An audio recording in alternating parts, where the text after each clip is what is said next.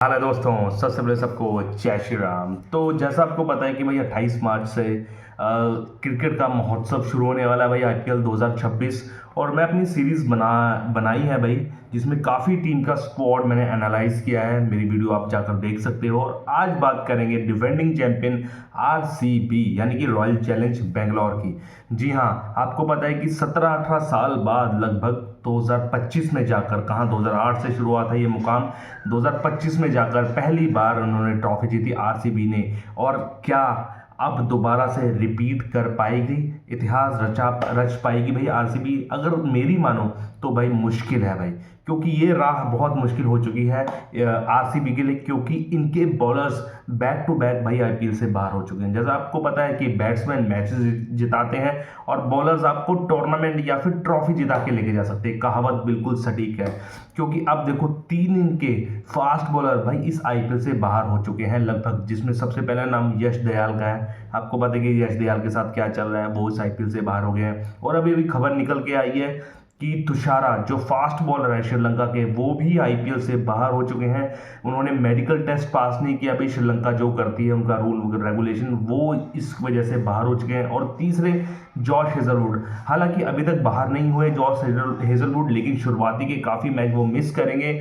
वहाँ वो भी अपना मेडिकल टेस्ट वगैरह दे रहे हैं कि वो कितना और क्रिकेट मतलब एंड्योर कर सकते हैं। अब क्रिकेट ऑस्ट्रेलिया पे है कि वो भेजेगी जॉर्ज हेजलवुड की नहीं, लेकिन डाउट है। इस करके भाई 3 प्राइम फास्ट बॉलर जिन्होंने पिछले साल बहुत अच्छा परफॉर्मेंस किया था, चाहे यश दयाल हो, जॉर्ज हेजलवुड ने उसमें क्वालिफायर्स में आके इतना अच्छा परफॉर्मेंस देकर भाई ट्रॉफी जितवाई थी, लेकिन इस साल ये तीनों एब्सेंट होंगे भाई, ये तीनों नहीं खेलेंगे। तो बहुत बड़ा नुकसान यहाँ पर आरसीबी को होगा।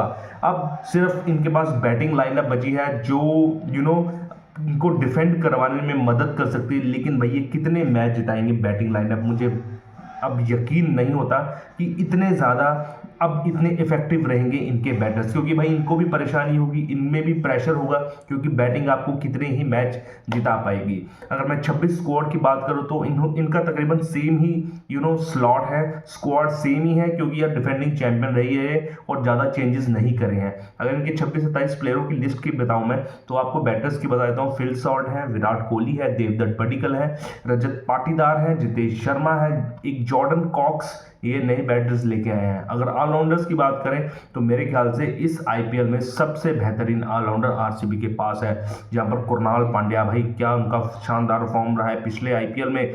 भाई वो मैन ऑफ द मैच रहे थे फाइनल में, और क्या उन्होंने बॉलिंग की थी। फिर टिम डेविड को आप रोक नहीं सकते भाई, छक्के खड़े खड़े मारते हैं। फिर आपके रोमन शेफर्ड, वर्ल्ड कप में देखा उन्होंने क्या तगड़ा प्रदर्शन किया था वेस्ट इंडीज के साथ। फिर जेकब बैथल की वो तूफानी 100 कहाँ भूल सकते हैं हम, सेमीफाइनल में इंग्लैंड के साथ खेलते हुए अगेंस्ट इंडिया। तो बहुत तगड़े इनके ऑलराउंडर्स हैं। फिर वेंकटेश अय्यर भी आते हैं ऑलराउंडर के रूप में, और बहुत तगड़ा खेलते हैं। तो ये ऑलराउंडर्स हैं। बॉलिंग की बात करें तो बॉलिंग तो पहले जॉश हेजलवुड थे, तुषारा थे, और आपके यश दयाल थे। ये अब खेलेंगे नहीं तो इनको बाहर निकालो।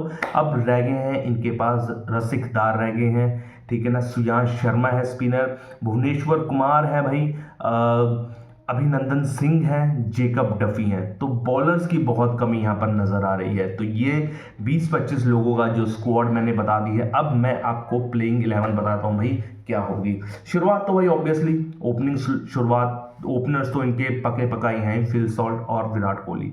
फिल सॉल्ट हालांकि वर्ल्ड कप में इंग्लैंड के लिए इतना अच्छा प्रदर्शन नहीं किया था टी20 में, और फॉर्म भी उनका गड़बड़ाया हुआ है, लेकिन आईपीएल में आते आते उनका फॉर्म अच्छा हो जाएगा, क्योंकि पिछले साल बहुत तगड़ा परफॉर्मेंस की थी उन्होंने। तो भाई उनको दे सकते हैं जगह ओपनर में। फिर दोबारा से विराट कोहली की तो क्या ही बात करें, अब पता ही है विराट कोहली अकेला बंदा किसी भी टीम को, अपने आरसीबी को किसी भी टीम से जितवा सकता है। शीट एंकर का रोल प्ले करेंगे, वही शुरुआत से लेके एंड तक खड़े रहेंगे, ताकि एक स्तंभ जो होते हैं ना वो उसका रोल प्ले करेंगे। तो ओपनर्स ये हो गया। अब तीसरे नंबर पर यहाँ पर मैं देवदत्त पडिक्कल को देना चाहूंगा भाई। देवदत्त पडिक्कल ने जो है अपने घर में यानी कि डोमेस्टिक में बहुत तगड़ा परफॉर्मेंस किया भाई देवदत्त पडिक्कल ने। बहुत तगड़े रन मारे हैं भाई। डोमेस्टिक में बात करें चाहे उन्हें सैयद मुश्ताक अली ट्रॉफी में बहुत बढ़िया खेला, तो बहुत बढ़िया चांस है उनका कि ये वाला सीजन अपने नाम करे। हालांकि पिछला सीजन उनका अच्छा नहीं रहा था, तो वन डाउन देवदत्त पडिक्कल आएंगे। फिर चौथे नंबर पर यहाँ पर रजत पाटीदार को मैं भेजना चाहूंगा भाई। रजत पाटीदार कैप्टन है, हालांकि पिछला सीजन उनका भी अच्छा नहीं गया था, लेकिन वो जो खेलते हैं ना भाई स्पिनर्स को, भाई उनसे बढ़िया स्पिनर्स हालिया में भाई बहुत मुश्किल है खेलना, ठीक है ना।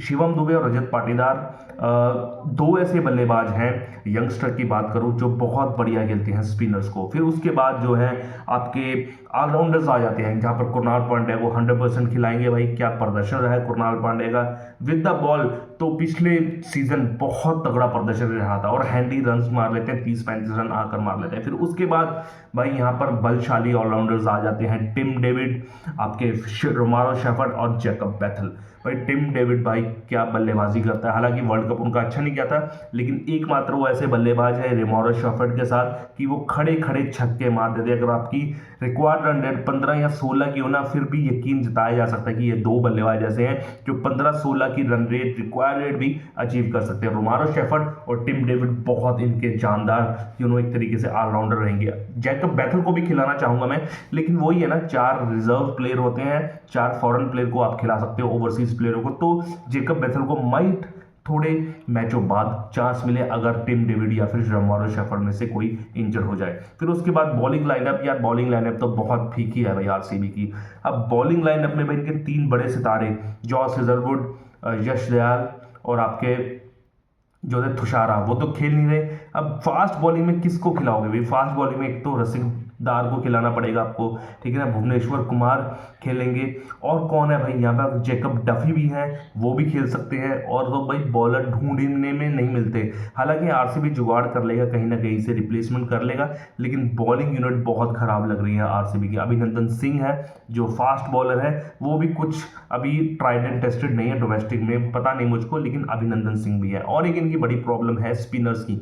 जी हाँ, इनके पास स्पिनर कहने को तो भाई यहाँ पर आपके पास कुणाल पांड्या है या फिर सुयांश शर्मा है। एक आपका ऑफ स्पिनर हो गया, लेफ्ट आर्म ऑफ स्पिनर, एक आपके हो गए लेग स्पिनर, लेकिन इनके पास वर्ल्ड का क्लास स्पिनर नहीं है। जैसे आपके पास युजवेंद्र चहल, कुलदीप यादव जैसे बड़े नाम नहीं है इनके पास, तो स्पिनर की मौजूदगी भी यहाँ पर इतनी बढ़िया नहीं है। जैसे सैटनर हो गया मुंबई इंडियंस के पास है, तो इनके पास स्पिनरों की भी कमी है। हालांकि पिछले सीजन भी यही स्पिनर्स थे, लेकिन कुणाल पांड्या ने इतना अच्छा स्पेल कराया था ना वहाँ पर, इतना अच्छा परफॉर्मेंस दिया था कि उनके बलबूते पर भी स्पिन खड़ा हो गया था आरसीबी का। लेकिन ऐसा बार बार नहीं होगा भाई, आपको एक वर्ल्ड क्लास स्पिनर लाना ही पड़ेगा अगर आपको बैक टू बैक ट्रॉफी जीतनी है। तो ये था भाई मेरा प्लेइंग 11 में। अब यहाँ पर इम्पैक्ट सब मेरे ख्याल से जैकब बैथल को भी यूज कर सकते हैं, जैकब डफी को भी यूज कर सकते हैं, अगर बैटिंग में चाहें तो जॉर्डन कॉक्स को भी यूज कर सकते हैं।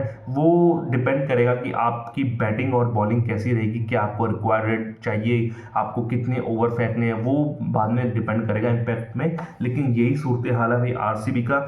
और अगर हम बताएं कि ये पहुंच पाएगी टॉप 4 में या नहीं, तो भाई जिस हिसाब से ऑन द पेपर कहो ना, तो ये कमज़ोर टीम लग रही है। अगर मैं कहूँ टॉप 4 में, तो बहुत मुश्किल लगता है कि भाई ये पहुंच पाएंगी। अगर ऑन दी रिकॉर्ड बात करूँ, ऑन द पेपर बात करूँ, क्योंकि यार मैचेस आपको बैट्समैन जिताते हैं, लेकिन ट्रॉफीज आपको दोबारा से बोल रहा हूँ मैं, बॉलर्स जिताते हैं। और 3 इंपॉर्टेंट बॉलर्स बाहर होना बहुत बड़ी मुसीबत की बात है ये आरसीबी के लिए। तो बहुत मुश्किल है भाई यहाँ पर आरसीबी का टॉप 4 में होना, क्योंकि बॉलर्स इनके गायब हो चुके हैं। अब दारोमदार सिर्फ भुवनेश्वर कुमार, सुयांश शर्मा, कुणाल पांड्या, जैकब डफी भाई इन पर होगा। और आपको पता है कि भुवनेश्वर कुमार की भी उम्र हो चुकी है, ज़्यादा इंटरनेशनल क्रिकेट नहीं खेलते वो, तो देखो कैसी धार होगी उनकी। लेकिन कहीं ना कहीं से मैनेज करना पड़ेगा भाई, कहीं ना कहीं से रिप्लेसमेंट ढूंढ कर लाने पड़ेंगे आरसीबी को जल्दी से जल्दी। और ऐसी ही खबरें जानने के लिए मेरे चैनल को लाइक शेयर सब्सक्राइब कीजिए। तब तक के लिए जय श्री राम। ओके।